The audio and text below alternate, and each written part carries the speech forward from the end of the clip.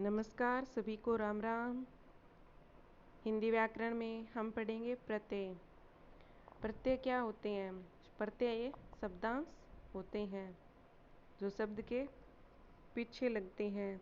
उपसर्ग शब्दों के आगे लगते हैं और प्रत्यय पीछे लगते हैं और शब्द के अर्थ में परिवर्तन कर देते हैं या नया शब्द बना देते हैं। तो इसकी परिभाषा देखते हैं। वे शब्दांश जो किसी शब्द के अंत में लगकर उस शब्द के अर्थ में परिवर्तन कर देते हैं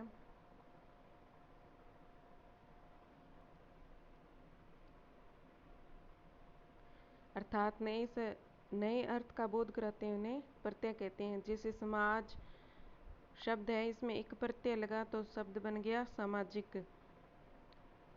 सुगंध में इत प्रत्यय लगने से सुगंधित शब्द बन जाता है। भूलना अक्कड़ भुलक्कड़ शब्द बन गया। मीठा में आस प्रत्यय लगाएंगे तो मिठास शब्द बन जाएगा। तय प्रत्यय लगने पर शब्द एवं शब्दांश में संधि नहीं होती बल्कि शब्द के अंतिम वर्ण में मिलने वाले प्रत्यय के स्वर की मात्रा लग जाएगी।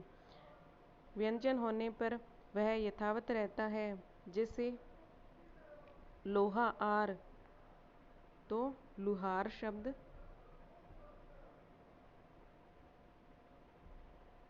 नाटककार इससे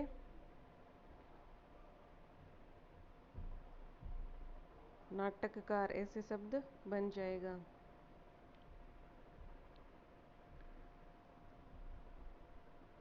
इसे देखते हैं। अतः प्रत्यय लगने पर शब्द एवं शब्दांश में संधि नहीं होती बल्कि शब्द के अंतिम वर्ण में मिलने वाले प्रत्यय के स्वर की मात्रा लग जाएगी।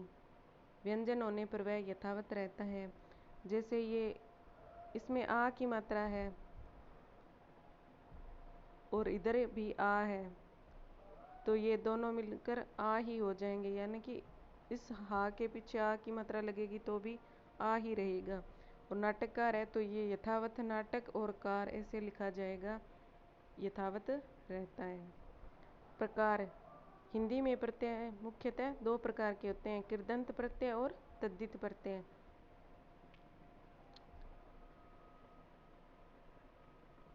कृदंत प्रत्यय वे प्रत्यय जो धातुओं अर्थात क्रियापद के मूल रूप के साथ लगकर नए शब्द का निर्माण करते हैं कृदंत या कृत प्रत्यय कहलाते हैं। हिंदी क्रियाओं में अंतिम वर्ण ना का लोप कर शेष शब्द के साथ प्रत्यय का योग किया जाता है। हिंदी में लगभग क्रियाओं के पीछे ना शब्द है। करना, खाना, पीना, इस तरह ना आता है तो उसका लोप करके शेष शब्द के साथ प्रत्यय का योग किया जाता है। कृदंत या कृत प्रत्यय 5 प्रकार के होते हैं। कृदंत प्रत्यय जो धातुओं अर्थात क्रियापद के मूल रूप के साथ लगकर नए शब्द का निर्माण करते हैं। अब देखते हैं इनके 5 प्रकार कौन से हैं। पहला प्रकार है कर्तृवाचक वे प्रत्यय जो कर्तावाचक शब्द बनाते हैं उन्हें कर्तृवाचक कृदंत प्रत्यय कहते हैं। इसमें है अक जैसे लेखक, नायक, गायक, पाठक अर्थात ये कर्तावाचक शब्द हैं सभी। इनके साथ अक प्रत्यय लगता है। फिर है अक्कड़ तो हो गया बुलक्कड़, घुमक्कड़, पियक्कड़, कुदक्कड़। फिर है आक, तैराक, लड़ाक। आलू है तो झगड़ालू, आकू, लड़ाकू, आड़ी, खिलाड़ी। इस तरह कृदंत प्रत्यय हैं ये जो कर्तावाचक शब्द बनाते हैं। फिर है ईयल से अड़ियल, मरियल। एरा से लुटेरा, बसेरा। एया से गवैया, ओड़ा से भगोड़ा, ता से दाता। कृदंत प्रत्यय में कर्तृवाचक प्रत्यय है। फिर है वाला से पढ़ने वाला, हार से राखनहार और चाखनहार। फिर है कर्मवाचक कर्तृवाचक पढ़ लिए हैं, कर्मवाचक है, करणवाचक है, भाववाचक है। 5 प्रकार के हैं ये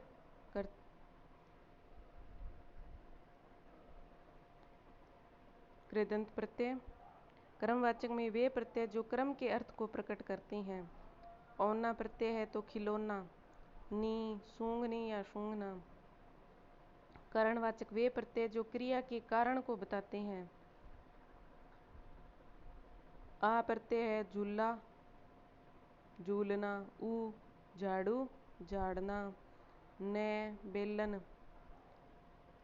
अर्थात ये सब क्रिया के कारण को बता रही हैं, तो ये करणवाचक होंगे। बेलन है तो बेलना। नी प्रत्यय है कतरनी, कतरना। फिर है भाववाचक प्रत्यय।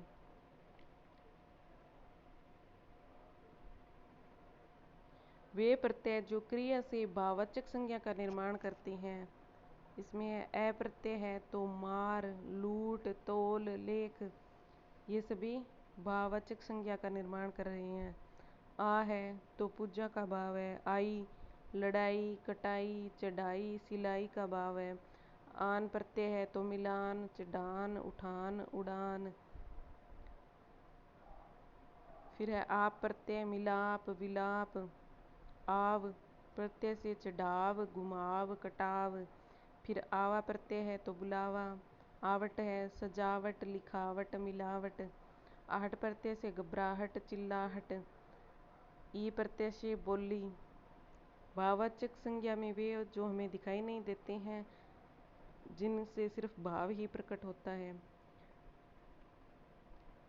ओता समझौता, औती कटौती और मनौती। ती प्रत्यय है तो बढ़ती, उठती, चलती। तय प्रत्यय है तो बचत, खपत, बढ़त। न फिसलन, ऐंठन। अब फिसल शब्द में न प्रत्यय लगा तो फिसलन बन गया। नी मिल में नी लगाने से मिलनी। क्रियाबोधक ये पांचवा प्रकार है कृदंत का। वे प्रत्यय जो क्रिया का ही बोध कराते हैं, जैसे हुआ, चलता हुआ, पढ़ता हुआ, इसमें क्रिया का ही बोध होता है, तो ये क्रियावाचक कृदंत प्रत्यय हैं। प्रत्यय का अगला प्रकार है तद्धित प्रत्यय।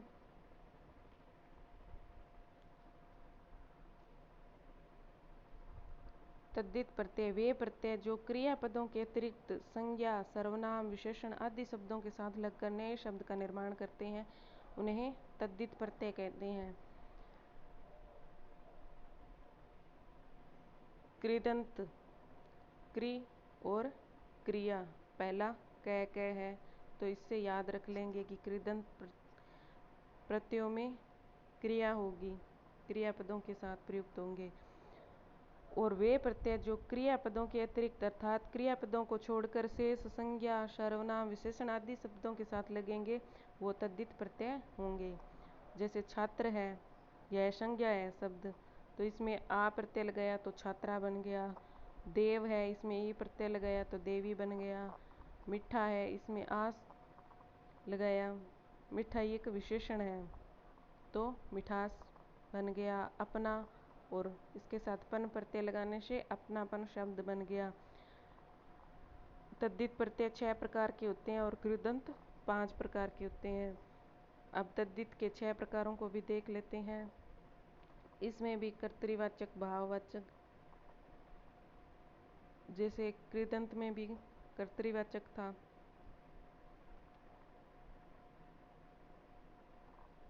कर्तृवाचक तद्धित प्रत्यय वे प्रत्यय जो किसी संज्ञा, सर्वनाम या विशेषण शब्द के साथ जुड़कर कर्तावाचक शब्द का निर्माण करते हैं।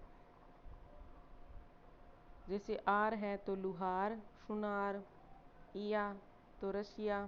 ई तेली, एरा प्रत्यय से घसेरा। तो ये संज्ञा शब्द है। संज्ञा, सर्वनाम, विशेषण इन शब्दों के साथ जुड़कर कर्तावाचक शब्द का निर्माण कर रहे हैं। लुहार है तो यह लोहा घड़ने वाला है, इसको लुहार कह दिया, यह करता है। फिर है भाववाचक तद्धित प्रत्यय वे प्रत्यय जो संज्ञा, सर्वनाम या विशेषण के साथ जुड़कर भाववाचक संज्ञा बनाते हैं, तो वो भाववाचक तद्धित प्रत्यय होंगे। इसके उदाहरण है आई से बुराई, आपा बुढ़ापा, आस खटास और मिठास। मीठेपन का, खट्टेपन का भाव आ रहा है, बूढ़े होने का भाव बुढ़ापा। आहट कड़वाहट, इमा लालिमा। ई प्रत्यय से गर्मी। ता प्रत्यय सुंदरता मूर्खता मनुष्यता। त्व प्रत्यय से मनुष्यत्व पशुत्व। पन प्रत्यय से बचपन लड़कपन छुटपन। फिर आगे है संबंधवाचक तद्धित प्रत्यय। इन प्रत्ययों के लगने से संबंधवाचक शब्दों की रचना होती है। एरा से चचेरा ममेरा, अर्थात इसमें संबंध प्रकट हो रहा है कि चाचा का भाई चचेरा, मामा का भाई ममेरा। इसी तरह इक तो शारीरिक, आलू दयालु श्रद्धालु। इससे ये संबंधवाचक शब्द बन रहे हैं, इसलिए ये संबंधवाचक तद्धित प्रत्यय है। इत से फलित। इला प्रत्यय से रसीला और रंगीला। इय प्रत्यय से भारतीय। एला प्रत्यय से विशेला। तर प्रत्यय से कठिनतर। मान से बुद्धिमान।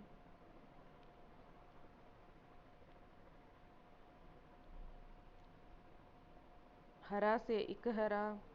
जा से भतीजा भांजा। ओई से नंदोई। अप्रत्ययवाचक तद्धित प्रत्यय। संस्कृत के प्रभाव के कारण संज्ञा के साथ अप्रत्ययवाचक प्रत्यय लगने से संतान का बोध होता है। वासुदेव राघव मानव। ई से दासरथी वाल्मीकि सौमित्री। ए से कौन्तेय गांगेय भागिनेय, अर्थात जिससे ये उत्पन्न हुए हैं। वाल्मीकि है तो ये वाल्मीकि से उत्पन्न हुए हैं। कौन्तेय कुंती के पुत्र कौन्तेय। गंगा से गंगेय। इस तरह संतान का बोध होता है इन अप्रत्ययवाचक शब्दों से, इसलिए ये अप्रत्ययवाचक तद्धित प्रत्यय हैं।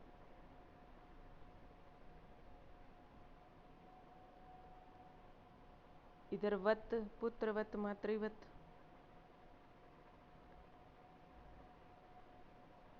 फिर आगे है दैत्य, यह प्रत्यय से और आदित्य। ई से जानकी मैथिली द्रौपदी गांधारी। फिर है उन्नतावाचक तद्धित प्रत्यय। संज्ञा सर्वनाम या विशेषण के साथ प्रयुक्त होकर ये उनके लघुता सूचक शब्दों का निर्माण करते हैं। हमने पीछे पढ़ा था कि ऊन का अर्थ होता है से एक कम, तो इसमें ये लघुता सूचक शब्द है उन्नतावाचक। तो इया है तो खटिया लुटिया डिबिया, अर्थात ये लघुता का सूचक है। डिब्बी या डिब्बा बड़ा होता है और डिबिया छोटी होती है। इसी तरह ई तो मंडली टोकरी पहाड़ी घंटी, पहाड़ का छोटा रूप पहाड़ी, घंटे का छोटा रूप घंटी। इसी तरह ओला है तो खटोला संपोला आदि ये लघुता सूचक शब्दों का निर्माण है, तो उन्नतावाचक तद्धित प्रत्यय होंगे। फिर है स्त्री बोधक तद्धित प्रत्यय। वे प्रत्यय जो संज्ञा सर्वनाम या विशेषण के साथ लगकर उनके स्त्रीलिंग का बोध कराते हैं। आ प्रत्यय लगने से सुता छात्रा अनुजा, तो ये स्त्री बोधक तद्धित प्रत्यय हैं। इसी तरह आइन प्रत्यय से ठकुराइन मुंशी आइन। आनी से देवरानी सेठानी नौकरानी। इन से बागिन मालिन और नी प्रत्यय से शेरनी मोरनी। उर्दू के प्रत्यय। हिंदी की उदारता के कारण उर्दू के कतिपय प्रत्यय हिंदी में भी प्रयुक्त होने लगे हैं, तो इन्हें भी देख लेते हैं कि उर्दू के कौन कौन से प्रत्यय हैं जो हिंदी में प्रयुक्त होते हैं। गर प्रत्यय है तो इससे जादूगर बाजीगर कारीगर सौदागर। ची प्रत्यय है तो अफीमची तबलची बाबरची तोपची। नाक शर्मनाक दर्दनाक, दर्द के आगे नाक प्रत्यय लगा तो दर्दनाक बन गया। इसी तरह दार से दुकानदार मालदार हिस्सेदार और थानेदार शब्द बन गया। आबाद प्रत्यय से अहमदाबाद इलाहाबाद हैदराबाद। हैदर और आबाद से हैदराबाद। इंदा प्रत्यय। अब हम सोच नहीं सकते कि इंदा भी कोई प्रत्यय होता है क्या, ईस कोई प्रत्यय होता है क्या, लेकिन ये उर्दू के प्रत्यय हैं तो इनको हमें ध्यान में रखना होगा कि पर और इंदा परिंदा बासिंदा शर्मिंदा चुनिंदा। कुछ प्रत्यय ऐसे हैं जिन्हें अगर हमने एक बार भी नहीं पढ़ा है तो हमें पता भी नहीं चलता कि ये प्रत्यय हैं क्या, इसलिए इनको हम बार बार रिवीजन करना आवश्यक है, तभी ये शब्द फैमिलियर होंगे, तभी हमें जाने पहचानने लगेंगे, इसलिए इनको पढ़ना ज़रूरी है। कुछ सोचते हैं कि हिंदी बहुत ईजी है, ये तो हम ऐसे ही कर देंगे, लेकिन पढ़े बिना कुछ नहीं होने वाला है। फिर है ईस से फरमाइश, पैदाइश, रंजिश। इस्तान, कब्रिस्तान, तुर्किस्तान, अफ़गानिस्तान, इन देशों के नाम के आगे इस्तान प्रत्यय लगा हुआ है, ये उर्दू के प्रत्यय हैं। फिर है खोर से रामखोर, घूसखोर, जमाखोर, रिश्वतखोर। गाह है, ईदगाह है, बंदरगाह है, दरगाह है, आरामगाह है। गार प्रत्यय से मददगार, यादगार, रोजगार, गुनाहगार। गिर प्रत्यय से राहगीर, जहांगीर। गी प्रत्यय से दीवानगी, ताजगी, सादगी। गिरी प्रत्यय से कुशलगिरी, मुंशीगिरी। नवीस प्रत्यय से नक्कानवीश, अजीनवीस। नामा से अकबरनामा, सुलहनामा, इकरारनामा। फिर बंद प्रत्यय है हथियारबंद, नज़रबंद, मोहरबंद। बाज, हम सोचेंगे बाज पक्षी है, बाज प्रत्यय भी है। नशेबाज, चालबाज, दगाबाज। मंद प्रत्यय है तो अक्लमंद, जरूरतमंद, एहसानमंद। फिर है साज प्रत्यय है जिल्द साज, घड़ी साज, जाल साज। कई बार प्रत्यय लगने पर मूल शब्द के आदि, मध्य या अंत में प्रयुक्त स्वरों में परिवर्तन हो जाता है, तो इनको हमें विशेष ध्यान में रखना होगा। जैसे इक प्रत्यय है तो ये समाज में लगेगा तो सामाजिक, इससे है कि आगे आ की मात्रा भी लग जाएगी, तो शुरू में, मध्य में और अंत में भी शब्द में परिवर्तन हो जाता है, तो ये विशेष ध्यान में रखने वाले प्रत्यय हैं। इसी तरह इतिहास है तो इसके आगे एक प्रत्यय लगेगा तो ऐतिहासिक शब्द बनेगा। नीति से नैतिक शब्द बनेगा। पुराण से पौराणिक, भूगोल से भौगोलिक और लोक से लौकिक। ये एग्जाम में भी बहुत बार पूछे जाते हैं, इन्हें विशेष ध्यान में रखें। यह प्रत्यय है मधुर के आगे लगाएंगे तो माधुर्य शब्द बनेगा। दिति से दैत्य, सुंदर से सौंदर्य, सूर से शौर्य। अब शौर्य का हमें मूल शब्द और प्रत्यय दोनों अलग अलग भी पूछ सकता है, इसलिए हमें ध्यान रखना होगा। ई प्रत्यय है दशरथ के आगे लगाएंगे तो दासरथी, सुमित्रा के आगे तो सौमित्री। गंगा के आगे ए प्रत्यय लगाने से गंगेय। कुंती से कौंतेय। आइन प्रत्यय है ठाकुर से ठकुराइन, मुंशी से मुंशियाइन। इन्हीं प्रत्यय हाथी के आगे लगाने से हथीनी, इसकी है किया की मात्रा हट जाएगी। इसी तरह एरा प्रत्यय है चाचा से चचेरा, लूटना से लुटेरा। फिर आई है, आई प्रत्यय साफ सफाई, मीठा मिठाई, बोना बुनाई। बोना के साथ आई प्रत्यय लगाने से बुआई शब्द बनता है। अक्कड़, बोलना के आगे अक्कड़ लगाएंगे तो बुलक्कड़ हो जाएगा, और पीना के आगे अक्कड़ लगाएंगे तो पियक्कड़ हो जाएगा। आरी प्रत्यय है पूजना से पुजारी, भीख से भिखारी। उट्टा, काला से कलूटा। आव प्रत्यय खींचना खिंचाव, घूमना घुमाव। आस, मीठा से मिठास। आपा, बुढ़ा से बुढ़ापा। आर प्रत्यय लोहा से लुहार, सोना से सुनार। इया प्रत्यय चूहा से चुईया, लोटा से लुटिया।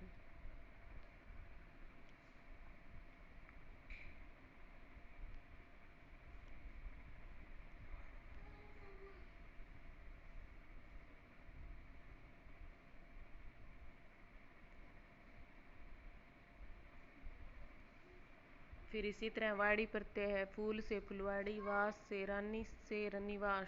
पन, छोटा से छुटपन, बच्चा से बचपन, लड़का से लड़कपन। हारा प्रत्यय है तो मनी से बनिहारा। एल प्रत्यय नाक से नकेल। आवना, लोभ से लुभावना। अब है इनके अभ्यास प्रश्न। पुराण में एक प्रत्यय लगाने से पौराणिक शब्द बनता है। फिर है किस शब्द में सही प्रत्यय का प्रयोग नहीं हुआ है? बुलक्कड़, ठाकुराइन, तो इसी में यही है, इसका ठकुराइन होगा। स्वाभाविक और भिखारी, ये तो सही है। निम्न में कृदंत प्रत्यय प्रयुक्त हुआ है।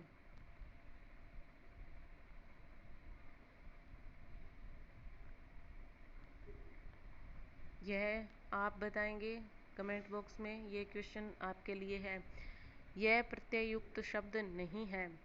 सौंदर्य, भारतीय, आदित्य, औदार्य, इसमें भारतीय शब्द है, इसमें यह प्रत्यय प्रयुक्त नहीं हुआ है। फिर नेक्स्ट क्वेश्चन है, किस में इन्हीं प्रत्यय का सही प्रयोग नहीं हुआ है? भिखारिनी, सरोजिनी, हंसिनी, इसका उत्तर भी आप कमेंट बॉक्स में लिख के देंगे, और अगर नहीं आए तो दोबारा अभ्यास करेंगे। इससे आपकी तैयारी का पता चलेगा, मूल्यांकन होगा। Thank you.